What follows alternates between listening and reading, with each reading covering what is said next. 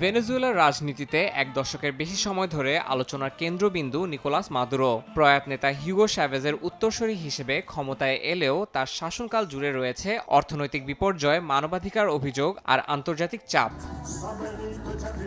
১৯৬২ সালের ২৩ নভেম্বর ভেনেজুয়েলার রাজধানী কারকাসে জন্ম নিকোলাস মাদুরোর। রাজনীতিতে আসার আগে তিনি ছিলেন একজন বাস চালক ও শ্রমিক ইউনিয়ন নেতা।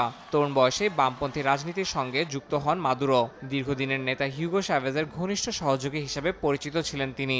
চ্যাভেজ সরকারের সময় পররাষ্ট্রমন্ত্রী ও ভাইস প্রেসিডেন্ট হিসেবে দায়িত্ব পালন করেন মাদুরো। ২০১৩ সালে ক্যান্সারে চ্যাভেজের মৃত্যুর পর তার মনোনীত উত্তরসূরি হিসেবে প্রেসিডেন্ট নির্বাচিত হন নিকোলাস মাদুরো। তবে ক্ষমতায় আসার পরেই শুরু হয় বিতর্ক। তেল নির্ভর অর্থনীতি ধসে পড়ে, ভয়াবহ মূল্যস্ফীতি আর খাদ্য ও ওষুধ সংকটে পড়ে দেশ। লাখ লাখ ভেনেজুয়েলান দেশ ছেড়ে পালাতে বাধ্য হন। মাদুরোর শাসনামলে বিরোধী দল দমন, নির্বাচন নিয়ে কারচুপির অভিযোগ এবং মানবাধিকার লঙ্ঘনের অভিযোগ তোলে যুক্তরাষ্ট্রসহ পশ্চিমা দেশগুলো। যুক্তরাষ্ট্র ও ইউরোপীয় ইউনিয়ন ভেনেজুয়েলার উপর একাধিক নিষেধাজ্ঞা আরোপ করে। আন্তর্জাতিক পর্যবেক্ষকরা তাকে গণতান্ত্রিক শাসন ব্যবস্থায় ব্যর্থ এবং স্বৈরতান্ত্রিক হিসেবে চিহ্নিত করেন।